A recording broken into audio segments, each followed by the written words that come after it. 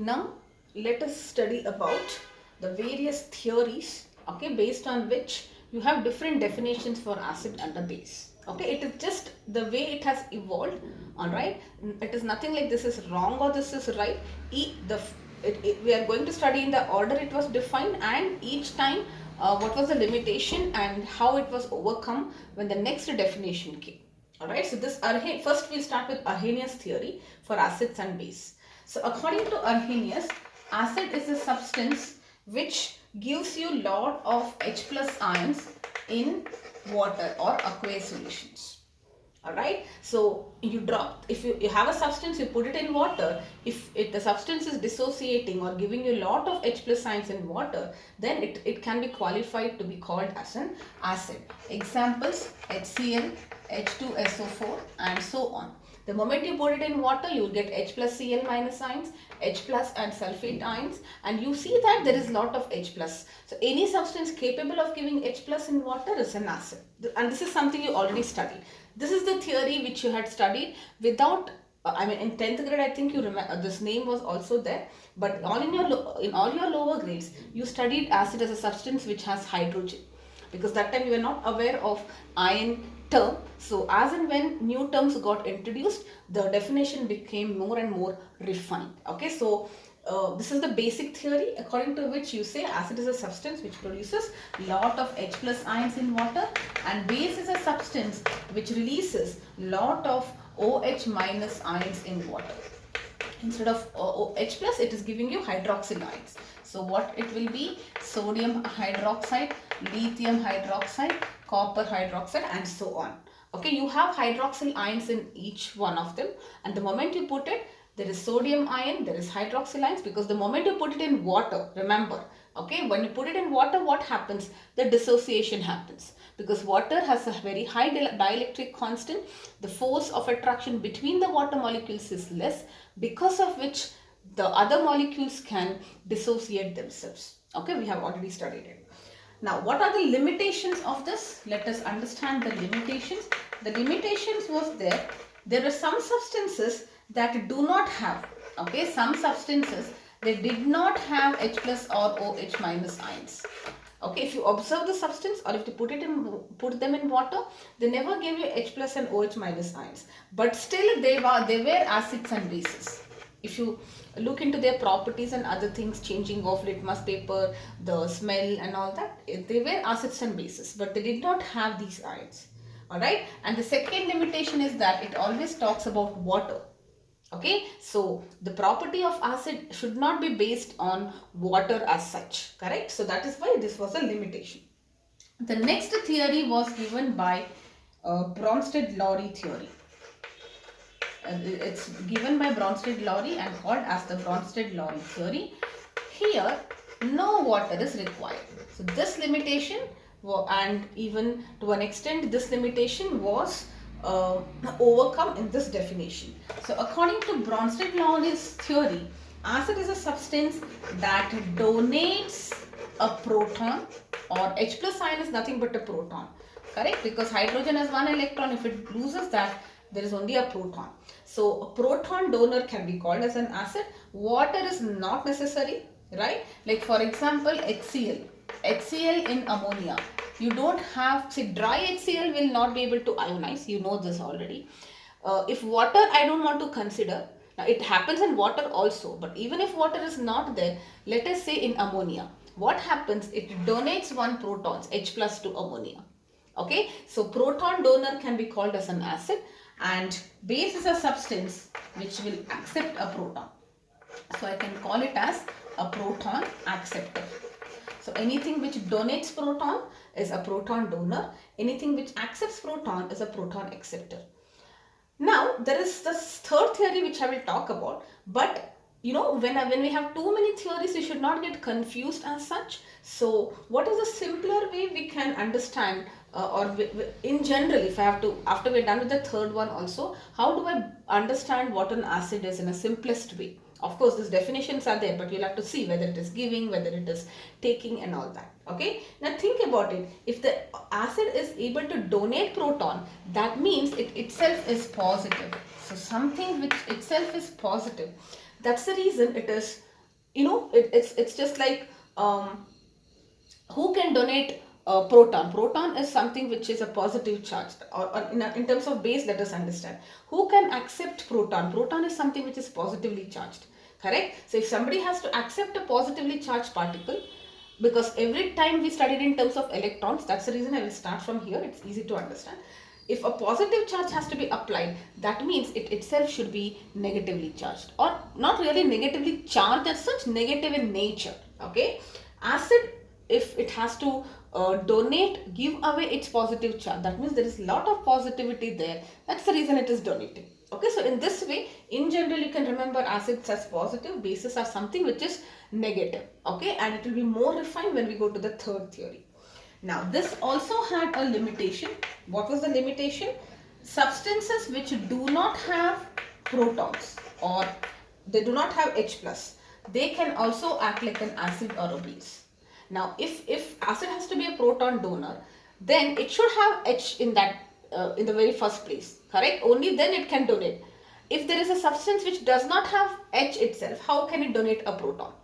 But in nature, there were substances wherein hydrogen or proton was not there itself, and yet they qualified to be called as an acid or a base because they showed the characteristic property. Okay, so for such substances, this definition was like a limitation, because it talks you about proton donor. Anything which is a proton donor is an acid, proton acceptor is a base. Okay, that is when the finest definition, or the most refined definition, came into place in the form of Lewis acids. Okay, we are going to do that now. So let us understand Lewis acid. According to Lewis theory. Okay, so this is the widest definition, most refined definition, and it is based on electrons. It is not talking about hydrogen ions, protons and all that. It is based on electron. Acid is a substance which is an electron acceptor. Okay, and base is a substance which is an electron donor. Now, that's the reason I actually told you why it becomes important. If you remember acid to be A plus, remember something like A plus, you always got A plus, and B negative, something like that. You should not say B negative, but yes, you can remember it like that.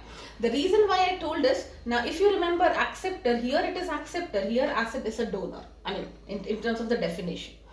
Correct? So that is why learning it this way will help. Now, electron acceptor, who will accept electrons? Who are deficient. So anything which is positive will accept electron, anything which is negative will give away electrons. So if you understand this in this term, that acid is something which is positive, base is something which is negative, and you will understand more of it when we actually take examples.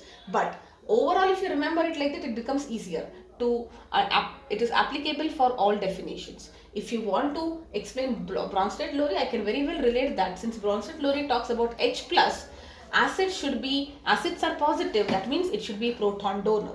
Okay, and in terms of Lewis, because it's positive, it should be electron acceptor. You just have to know Bronsted-Lowry talks about H plus, Lewis theory talks about electrons. Alright, so let us take some examples for Lewis acids. Alright, so examples for Lewis acid.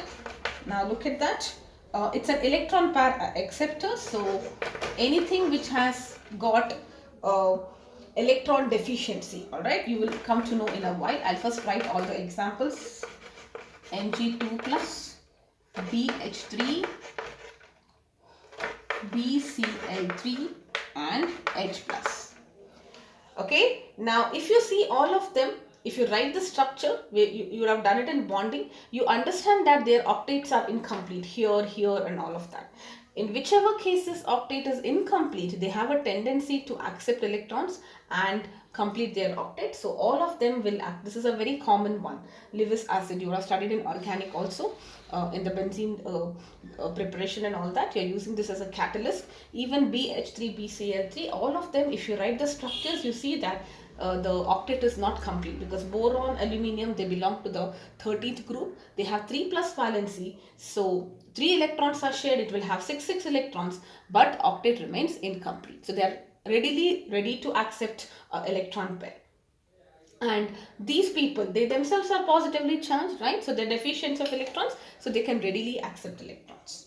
Yes, now let us take some examples for a Lewis base. Lewis base is a donor. That means they have lot of lone pair of electrons. They have lot of electrons within them which they can easily donate. Alright, so bases, example, all the negative charges, because they are capable of donating electrons, means they should be all the negative ions. Alright, the pi bond also, because you have seen in pi bond can also break and give its electrons. Hydroxyl ions, and any electron rich species. This is electron deficient species. Electron rich species can act like a Lewis base. Alright, now if you look into all of this, all the criteria, now talk about this H plus and OH. If you come to Arrhenius theory, H plus is an acid. Why? Because we never studied why it was called as an acid, but now this definition is applicable in the case of first and second definitions. We can clearly see that H plus, anything which is H plus, which gives H plus is an acid, and OH minus is a base. If you talk about Bronsted-Lowry's theories also, H plus donor or a proton donor, it makes sense completely here. Correct? That means it itself has H plus, so it is able to give lot of H plus. Okay, so every theory is applicable here. That is why it is called as the most refined definition of an acid or a base. If you look at these substances, they do not have hydrogen. I'm talking about these. They do not have hydrogen, yet they can be classified as an acid because they have a tendency to accept electrons. I hope it's clear. Yes. Now that we've understood a basic level of what Arrhenius theory means, what Bronsted-Lowry, be very clear with this because we are going to use them very frequently, and what a Lewis acid and a base is. Now let us understand a little more. Let us get a little more deeper in all these theories one by one so that we understand this definitions in a better way. Okay, now let's start with Arrhenius theory.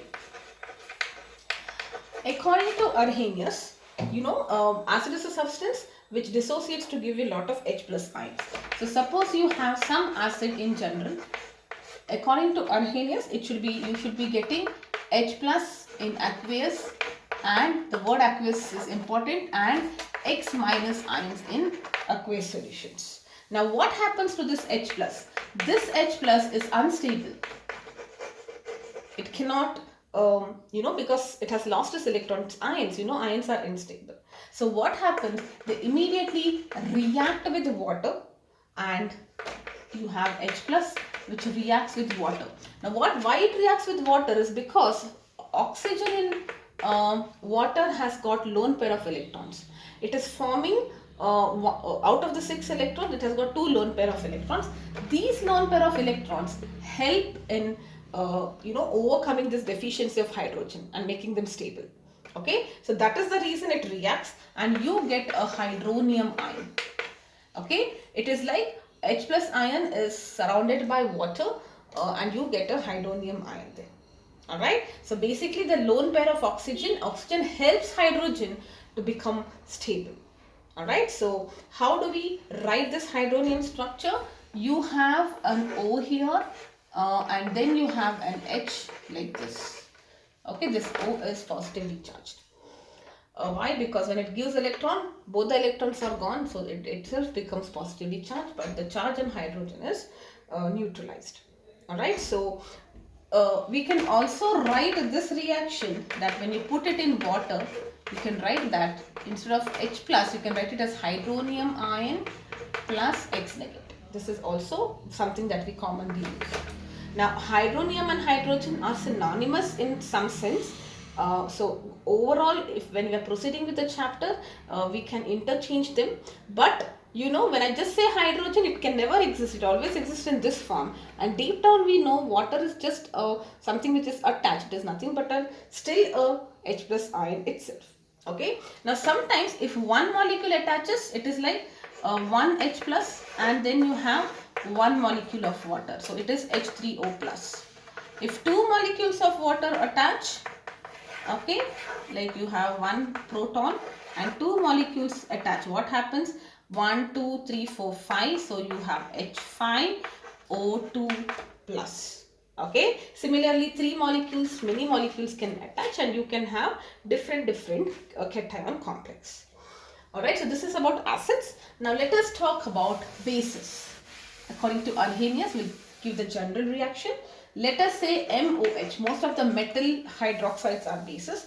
In aqueous, gives you M plus aqueous plus hydroxyl ions. Base is a substance which gives a lot of hydroxyl ions in aqueous solution. Here also OH minus is unstable. Just like H plus was unstable there, OH minus is unstable here. So it also gets hydrated. It also gets hydrated by H plus ions. Okay, now basically what happens now by H basically, alright? Like hydrated from water you can say. Let's not get confused. So what happens then, it will be called as hydrated hydroxyl ions. That is hydrated hydrogen ion. Here it will be hydrated hydroxyl ion. What is the meaning of that? Hydrated means water. Hydroxyl ions will be attached by water because what happens there, you remember I told you in case of acids the oxygen has a lone pair. Alright, here there is a negative charge. The negative charge has to be given out. So what happens here is the hydrogen of the water molecule, it takes that negative charge, extra pair of electrons, and then you get a complex which is called as the hydrated hydroxyl ions. Alright, so suppose you have water which accepts, not really combines, which attaches to hydroxyl ions, you will be getting H3O2 minus, and you can also get H5O3 and so on. You just have to if you have two molecules of water, what happens? Add all the hydrogens, 4 plus 1, 5. Add all the oxygens, it is 2 plus 1, 3 minus. Okay, so this is how it happens in case of an Arrhenius base. There is nothing called as an Arrhenius base and all that. It is just the way we define bases. Alright, now let us also understand Bronsted-Lowry's theory. Alright, let us understand now Arrhenius, I think it is clear. Now let us understand Bronsted-Lowry's theory, and Lewis and some examples maybe I take up in the next video. Okay, so let us now understand Bronsted-Lowry theory in a better way.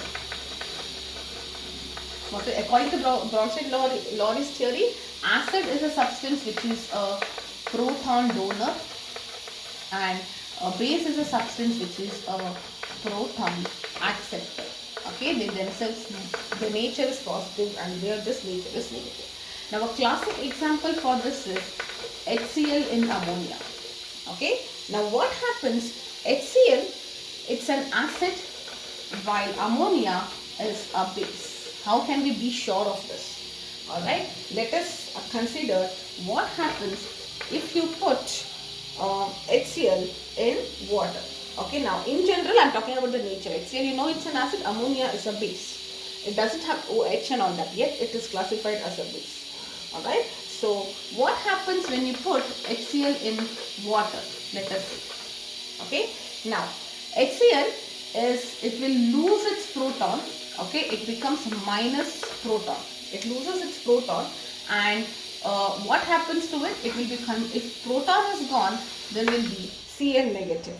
Correct? It is like the bond is broken and both the electrons are taken by chlorine. That's the reason H is becoming positive. So it loses a proton and becomes chloride ion. Now we know HCl is an acid. If this is an acid, whatever substance you get after it shows its acidic nature is what we call as the conjugate base of that acid. I repeat, what is a conjugate base? You have an acid, it will show its acidic character. Okay, so it will show its acidic nature. What is the meaning? It loses a proton. That's the definition. After it shows its acidic character, or in other words, after it loses a proton, whatever substance you get, that is called as the conjugate base. So I say, in this example, Cl negative ion is the conjugate base of HCl. Okay. Now what happens to this, what is lost? This water accepts proton and it gets converted into what happens? H3O plus. So it gets converted into a hydronium ion. Alright. So in this case, water is acting like a base here. And hydronium ion is acting like a conjugate acid. So what is a conjugate acid? You have a base, it shows its basic character by accepting a proton, and then whatever substance you get, that is called as the conjugate acid. For an acid, its pair is conjugate base. For a base, its pair is going to be conjugated acid. And you can always see that the difference here, acid and conjugate base, the difference is going to be a proton. You look at that, HCl and Cl. This is acid, this is conjugate base. What is the difference? There is a proton. You look at this, there is a proton. So easily, always remember this, the same is the case for base also. The difference is a proton. Alright, so sometimes they give you a question whether they are acid conjugate base pairs or base conjugate acid pairs. You have to just make sure what is happening. Now if it is an acid conjugate base pair, or if you want to check if it is an acid conjugate base pair, this whichever substance you should, it is just like, for in this example, if they give you HCl and Cl minus, you can easily make out that HCl was converted into chloride by removing proton, correct? So something which is donating a proton means this should be an acid and this will be a base. And in this case, if they give you these two substances, here if you accept, nothing is going to happen. You're not getting this. That means here in this way it is accepting. That's why it's getting converted into a hydronium ion. Alright. So now this is the first example. Alright. Now same thing, what happens? Let's see if you take up ammonia in water. Ammonia in water will also give you, now ammonia is a base, so what happens, this water will act like an acid. This water will lose its proton, and if it remove the proton, you will get OH minus, right?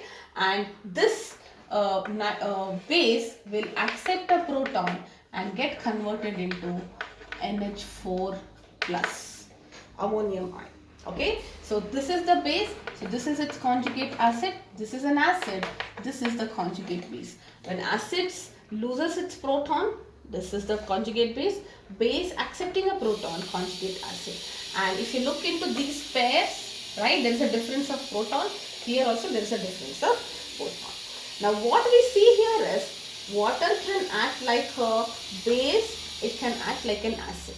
It can act like both depending on with what it reacts. If it is reacting with an acid, it behaves like a base. Base, it behaves like an acid.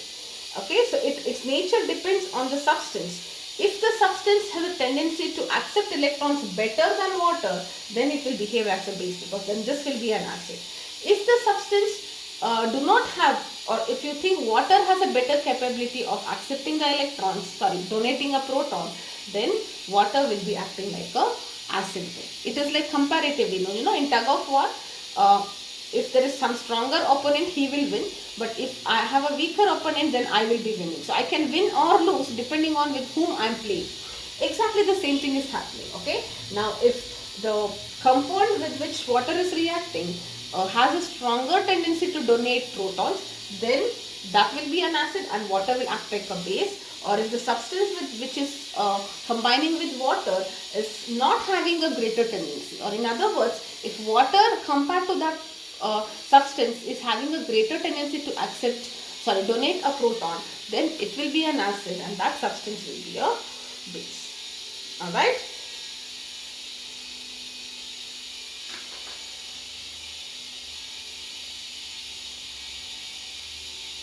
Okay. Yes. I'll just take 2 minutes and with the last part here. Now, whenever you have a strong acid, it will always have a weak conjugate base. This is a strong acid, this is a weak conjugate base. Okay, like this is a strong base, this will be a weak conjugate acid. And if you have a strong base, its conjugative acid will be weak. Okay, so in other words, why is it so? Because, and that is when you have an equilibrium established. There is a strong thing, alright, if you're talking about this stronger base, because it's a stronger base, the reaction is, it's stronger. The base is becoming stronger. That means whatever ions are found, they have a tendency to get converted back into base, because this is a stronger base. So strong conjugate base pushes the reaction in the reverse direction. Alright, so I think yes, this is what you need to know. So be very careful, understand this example very clearly. If I have an acid, then there will be a conjugate base after it shows its acidic character. If there is a base, after it shows its basic character, there will be a conjugate acid. Okay, so in the next video, we will be studying Lewis acid, and then we will take up a couple of questions so that this concept is super clear. Yes, bye-bye for now.